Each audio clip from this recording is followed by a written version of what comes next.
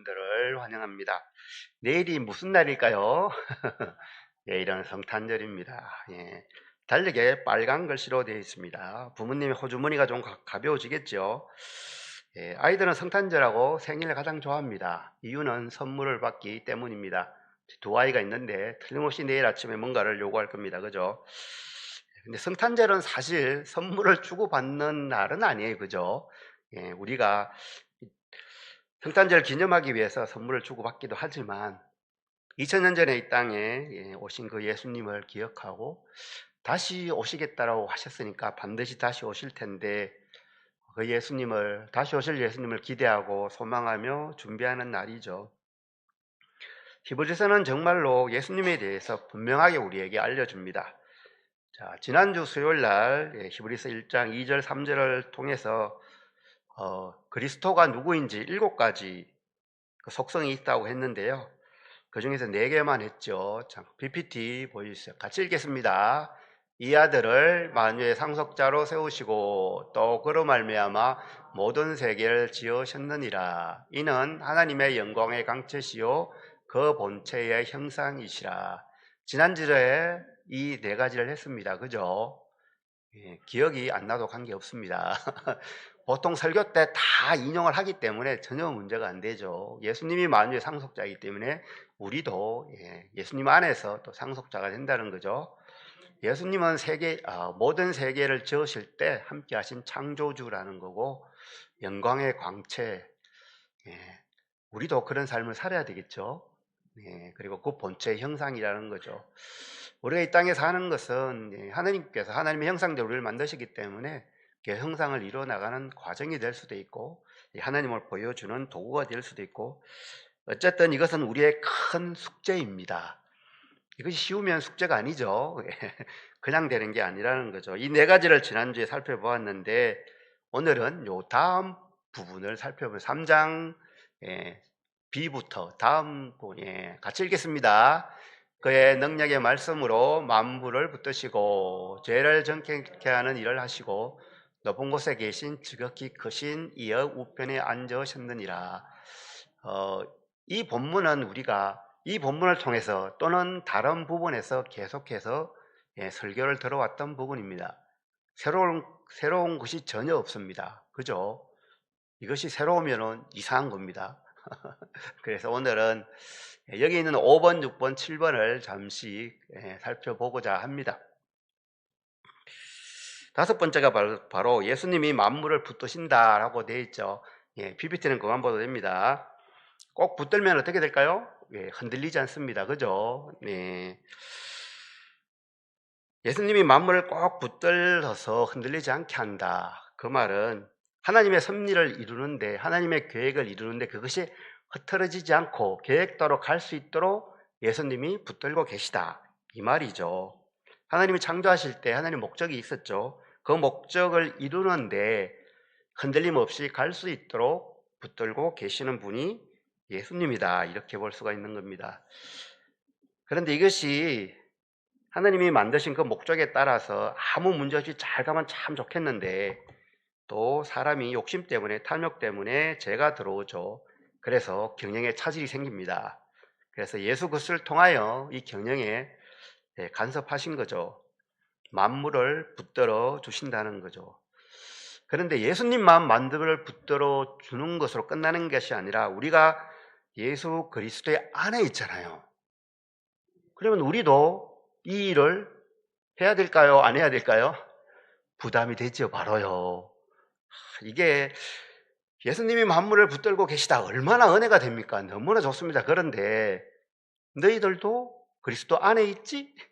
그러면 너희들하고 관계없는 게 아니지? 너희들은 왜 그렇게 안 사는데? 이래 나오면 조금 불편합니다. 그죠? 네. 자, 고린도전서 4장 1절을 보겠습니다. 4장 1절 잠시 봅시다. 같이 읽겠습니다. 사람이 마땅히 우리를 그리스도의 일꾼이요 하나님의 비밀을 맡은 자로 여길지어다. 아멘. 하나님이 우리를 그리스도의 일꾼이래요. 그리고 하나님의 비밀을 맡았대요. 어떤 비밀을 맡았을까요? 여기서 말한 이 비밀을 맡은 자예요. 하나님께서 하시고자 하는 일이 있는데 그 일을 예수 그리스도를 통해서 이루어 가시거든요. 왜냐하면 사람은 그냥 놔두면 틀림없이 죄송합니다, 딴짓합니다. 그래서 예수님이 이 땅에 오셔서 그 길을 알려주셨잖아요, 그죠? 예, 예수님을 믿고 성령을 받아서 성령의 인도하심대로 살아가면은 딴짓을 훨씬 덜 하는 거죠. 가끔씩 넘어졌다 일어났다 하더라도 큰 길에서 벗어나지 않게 되는. 그런데 예수님은 그러는 것이 아니라 우리 보고 비밀을 맡은 자래요. 그 일을 하라고 하시는 겁니다. 한편으로는 감사하고 한편으로는 부담이 되고, 네. 일을 정말로 열심히 하면 참 좋겠는데 열심히 하겠습니다라고 해도 다음날 아침에 일어나 보면은 머리가 좀 아프고 날씨도 별로 안 좋고, 네. 회사 출근했는데 옆에 사람이 자기 일인데 나한테 떠넘기기도 하고 이러면은 안 하고 싶겠지, 그죠? 네. 우리는 사실 우리의 본성으로 일을 할 수가 없어요. 예, 고백해야 됩니다. 그래서 우리는 진짜로 능력도 부족하고 의지도 부족합니다. 환경에 많이 흔들려요. 그래서 예수님이 꽉 붙잡아 주신다는 것이겠죠. 우리끼리 할 수가 없습니다. 우리가 아무리 열심히 노력을 해도 내일 아침에 일어나면 기분이 안 좋으면 바로 마음을 바꾸는 것이 우리입니다. 그래서 예수님과 함께 이 일을 하라는 거죠. 인생을 살아가다 보면 뜻대로 안 되는 일이 정말로 많지 않습니까? 계속해서 햇볕이 비치는 따뜻한 봄날 같으면 얼마나 좋겠습니까? 하지만 비도 오고 눈도 오고 정말 도저히 나한테는 안 일어났으면 좋겠다라는 그러한 일들이 일어나기도 합니다.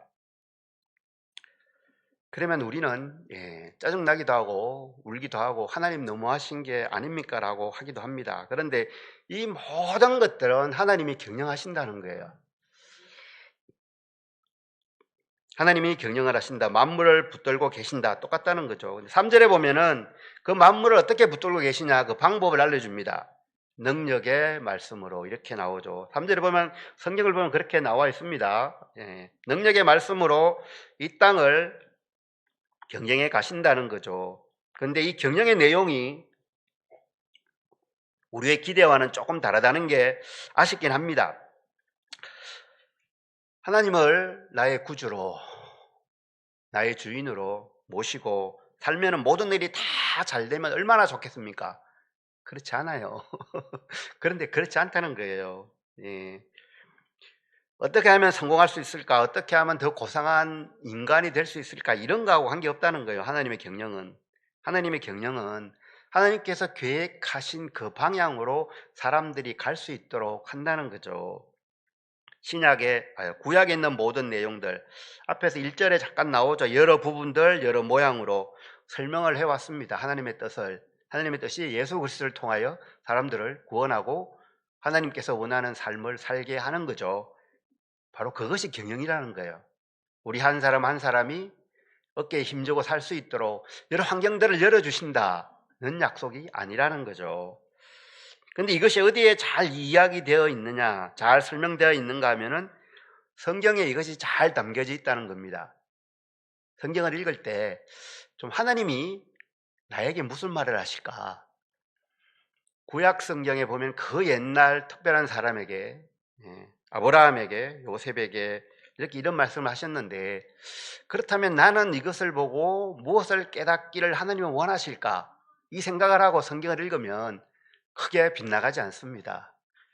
읽을 때마다 마음에 많은 부담이 될 거예요. 그것이 하나님의 은혜입니다. 성경을 읽는데 아무 부담이 안 되면 이건 좀 곤란합니다, 사실. 네. 하나님은 그렇게 경영하신다는 거죠. 말씀을 통해서 우리에게 우리가 해야 될 일들, 달려가야 될 길을 보여주신다는 거죠. 그런데 이 땅에는 정말로 하나님의 계획이 완성되는데 방해하는 세력들이 참 많지요. 네. 하지만 하나님은 예수 그리스도를 통해서 그 모든 방해를 이겨내셨죠. 그리고 우리도 예수님의 그 가르침에 따르면 성령의 음성에 민감하게 순종하면 그 일을 할 수 있다는 겁니다. 자, 하나님은 어떤 상황 속에서도 우리를 지켜보고 계십니다. 출애굽기에 보면은 이스라엘 백성들이 애굽에서 400년 종살이하다 나오게 되죠. PPT 보겠습니다. 3장 7절입니다. 같이 읽겠습니다. 내가 애굽에 있는 내 백성의 고통을 분명히 보고 부르짖음을 듣고 그 근심도 알고 있다는 거죠. 이스라엘 백성들의 입장에서 볼 때는 하나님 정말 해도 너무 하시네요. 아니 약속을 하셨잖아요. 큰 나라를 주신다면서요. 그런데 나라는 무슨 나라예요 지금. 몇백 년 동안 다른 나라에 가서 종살이하고 있는데 하나님 다 죄송합니다. 뻥인 거 아니에요 뭐. 근데 하나님 지켜보고 계셨다는 거예요. 계속 보고도 있고 듣고도 있고 알고 있다는 거예요. 그래서 구원해 주셨다 이렇게 볼 수 있어요 분명히. 그런데 요건 3 장이고요. 2 장에 가면 다른 내용이 있습니다. 보여주세요. 같이 읽겠습니다. 하나님이 그들의 고통 소리를 들으시고 하나님이 아브라함과 이삭과 야곱에게 세운 그 언약을 기억하사 이렇게 하신다는 거예요. 언약을 기억해서 그들을 애굽에서 출애굽시켜 주신다는 거예요. 언약이 어디에 기록되어 있을까요? 성경에 기록되어 있습니다.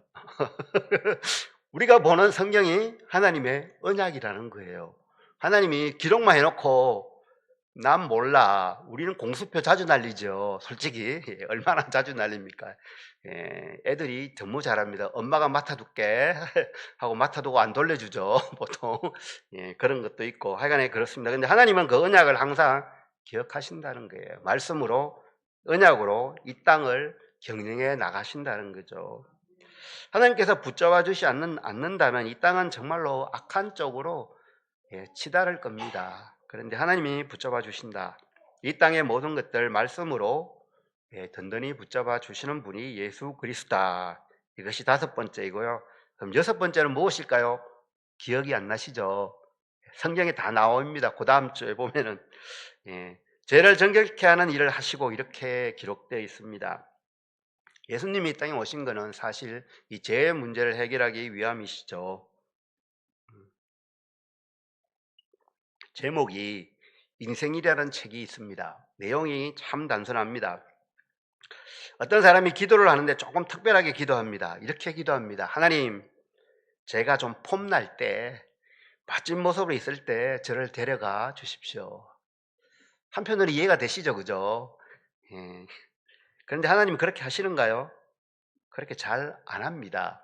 폼나게 살 때도 잠깐은 있지만 대부분은 힘들게 삽니다. 이유가 있습니다. 우리가 폼나게 살면 하나님께 부르짖지 않습니다. 특별히 폼나게 살면 십자가의 길을 가려고 생각조차 안 합니다.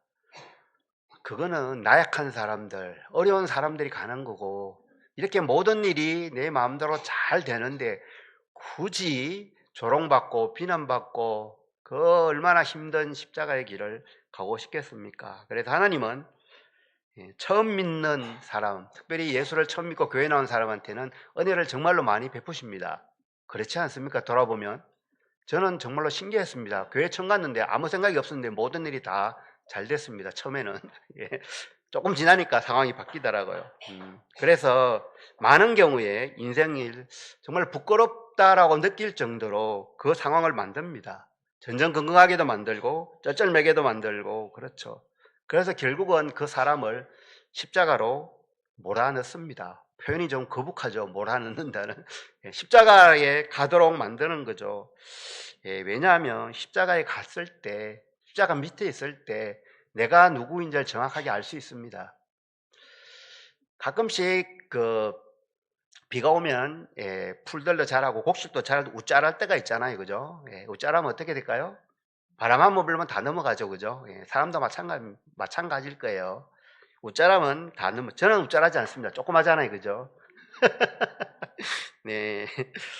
십자가는 바로 그렇다는 거죠. 내가 누구인지를 정확하게 볼 수 있다는 거. 십자가 밑에 가면. 예수님의 구원과 은혜 없이는 하루도 살 수 없는 나 자신을 볼 수 있다는 거예요. 영화가 있었습니다. PPT 보여주세요. 이 영화를 보신 분이 있는지 모르겠는데 히말라야입니다. 혹시 보셨습니까? 감동은 있습니다. 근데 재미가 있을까요? 혹시 여러분 중에 저기에 나오는 사람들처럼 엄마, 아빠 나 에베레스트 올라갈 거예요. 그리고 에베레스트 가가지고 죽은 사람 많은데 저도 못 내려올 수도 있어요 라고 하면 잘 갔다 라고 할까요? 그런데 저게 다큐멘터리예요. 그런데 참 감동이 있습니다. 그 어몽길이라는 분 아시죠? 저길 참 손도 이렇게 되고 발도 이렇게 되는데 몇 번 도전해서 결국은 올라갔죠. 그래서 한 기자가 묻습니다. 대장님, 산에 올라갈 때 무슨 생각을 합니까? 우리도 높은 산에 올라가 보면 좀 오만 생각 다 듭니다. 근데 엄원길 씨가 이런 생각 이렇게 말하죠. 산에 오를 때마다 나는 나 자신을 봅니다. 내가 왜 이 짓을 하나. 그리고 내 허영심, 내 자존심 때문에 같이 올라가는 대원들 다 죽을 수도 있는데 왜 또 왔을까. 육체의 한계에 부딪히죠. 한 걸음 한 걸음 떼는 것이 정말로 힘든 상황이 오면은 다른 생각 안 든다는 거예요. 내가 누구인지를 보게 된다는 거죠. 사람의 진짜 모습을 보게 된답니다.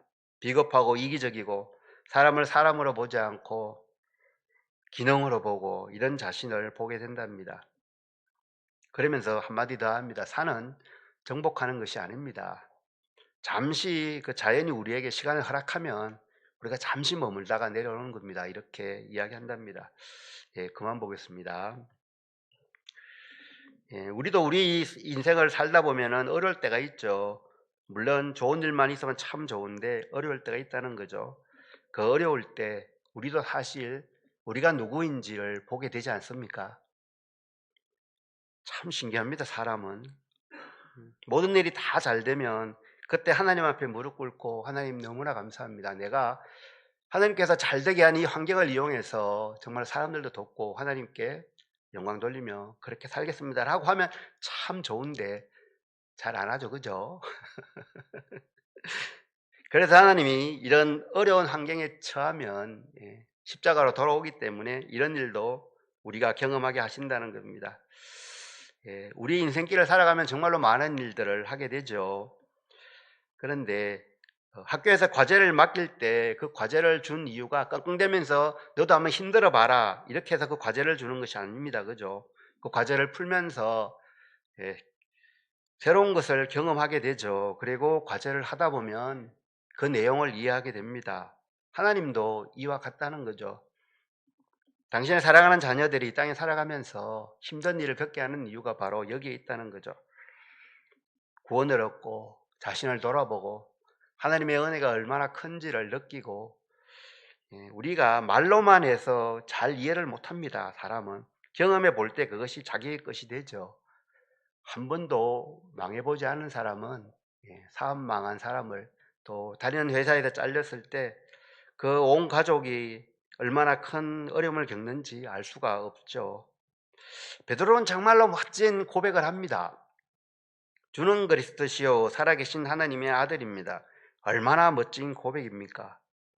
그런데 예수님은 십자가의 죽으로 걸어가십니다. 한 걸음 한 걸음. 그래서 베드로가 말리죠. 주님, 절대로 이 일이 일어나서는 안 됩니다. 예수님이 사탄아 물러가라 이렇게 하죠. 베드로가 왜 절대로 이 일이 일어나면 안 된다고 했을까요?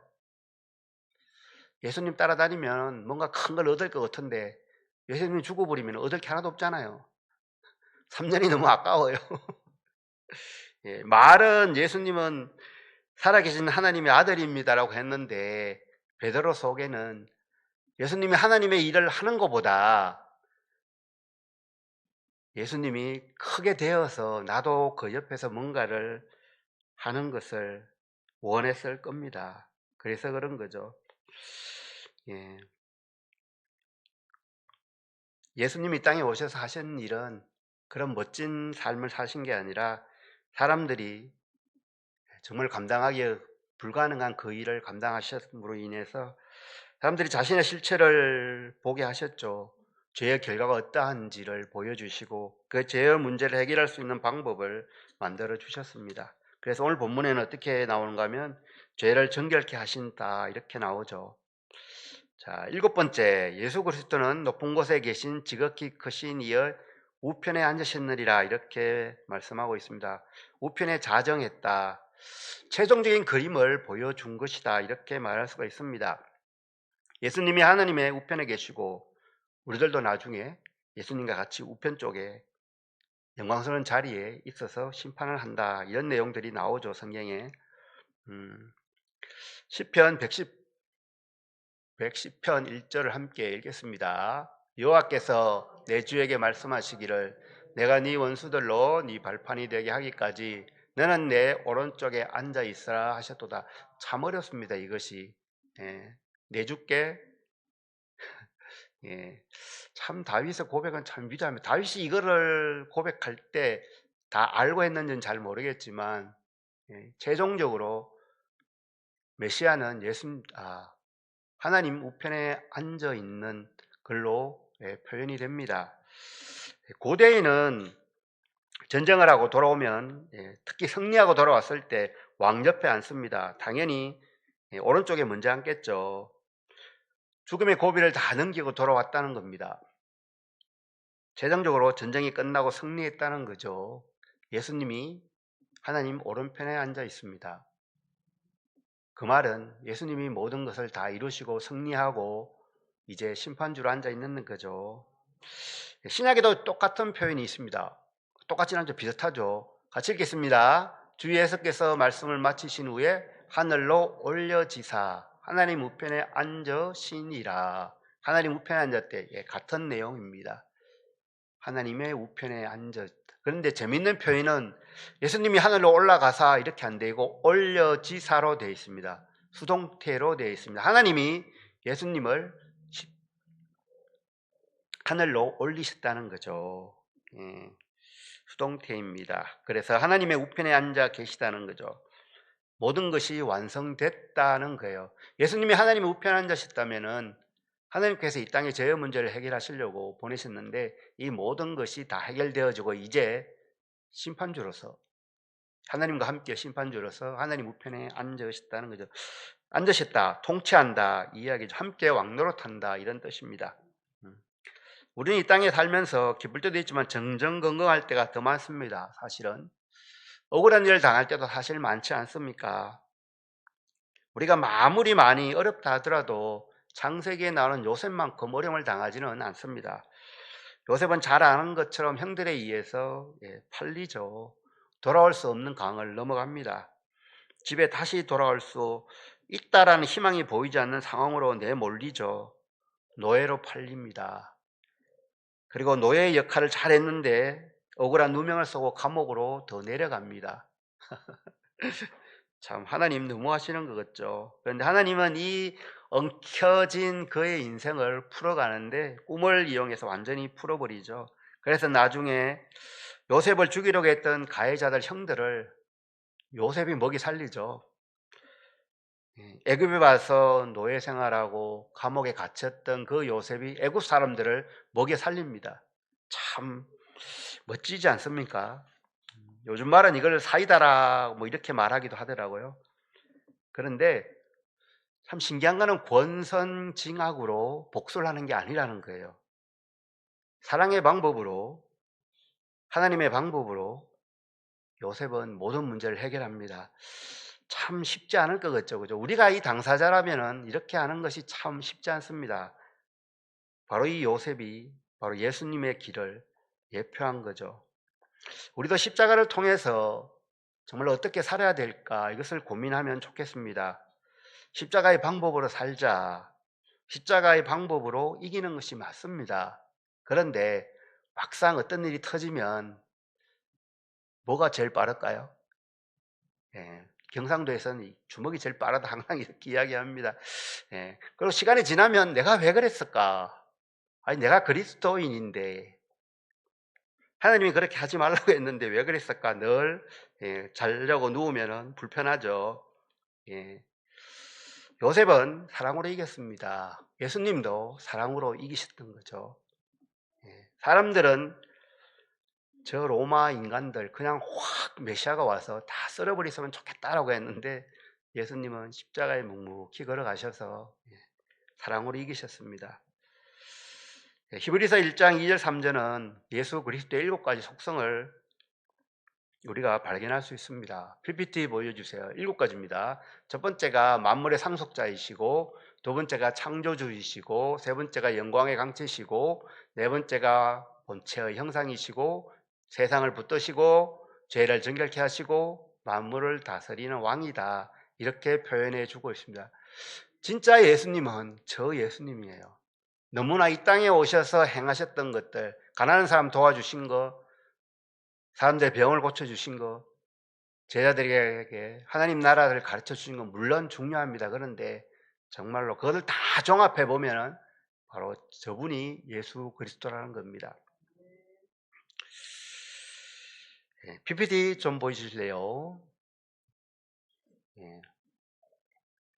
이 드라마 다 보셨죠? 안 보셨습니까? 시즌 3까지 나왔죠. 낭만 닥터 김사부라는 드라마입니다. 여기에 한석규 배우가 주인공을 맡고 있죠. 그리고 그 옆에 우리나라 드라마는 항상 나와요. 빌런이 나옵니다. 꼭 나쁜 놈이 나와요. 그래서 김사부에게 한마디 합니다. 야, 너 왜 그렇게 사냐? 너 한 사람 그렇게 산다고 세상이 바뀌냐? 이 바보 같은 땡땡아, 이런 거죠. 그렇게 살지 말라는 겁니다. 아니, 병원에 환자가 들어오면 권력이 있고 돈이 많은 사람을 우선적으로 치료해줘라. 그래야지 병원에 그 사람들이 많이 기부도 하고 그렇지. 순서대로 위급한 대로 힘도 없고 아무것도 없는 사람 백날 네가 치료해봐도 돌아온 게 아무것도 없어. 뭐 이런 말을 하는 거예요. 저 오른쪽에 있는 사람이. 저게 빌런으로 나옵니다. 아주 나쁜 놈으로 나오죠. 그때 김사부가 아주 멋있는 말을 합니다. 너는 세상을 바꾸려고 의사짓 하냐? 나는 아니야. 나는 죽어가는 환자 앞에서 의사인 내가 그 사람 생명의 마지노선이라고 생각을 하고 이 일을 해. 그렇죠. 의사가 포기하면 더 이상 희망이 없죠. 그리스도인인 우리들은 어떻게 살아야 될까요? 내가 하는 일을 통해서 권력을 가진 자, 돈을 많이 가진 자, 내가 더 많은 것을 받을 수 있는 쪽으로 마음이 굽어 있지 않습니까? 이 질문을 하는 겁니다. 누구부터 도울까? 정말 쉽지 않습니다. 우리는 예수님을 믿음으로 구원받은 사람들입니다. 근데 여기서 머무르면 안 되겠죠. 예수님의 가르침을 배우고 그걸 실천하는 그리스도인입니다. 예수님의 가르침대로 살려고 얼마나 노력하는지 우리 자신을 이 기간에, 대림절 기간에 돌아보면 좋겠습니다. 나는 구원받았네로 만족하는 것이 아니라 하나님이 원하시는 것은 구원받는 것으로 끝나는 것이 아니라 그 다음에 삶입니다. 이 땅에서 그리스도인답게 사는 것을 하나님은 바라고 계시죠. 예수님이 하나님의 뜻에 따라 세상을 경영하시는데 우리도 시간과 열정을 들여서 여기에 조금이라도 참여할 수 있는 기회가 있으면 얼마나 좋겠습니까? 써주시는 게 너무나 감사하죠. 그런데 하나님께서 원하는 그 일을 하는데 방법이 바로 십자가의 방법으로 해야 된다는 겁니다. 내일이 성탄절입니다. 2000년 전에 오셔서 구원의 길을 열어주시고 다시 오셔서 구원을 완성하실 그 예수님이 다시 오시기를 소망하고 기다리는 기간입니다. 우리 모두 예수님의 7가지 속성을 아는 것으로 끝나는 것이 아니라 우리의 머리뿐 아니라 가슴까지 전달되어서 우리의 손과 발로 예수님의 가르침과 예수님의 행하심을 다른 사람들에게 나타내는 우리 모두가 되기를 축복합니다. 이제 몇 가지를 함께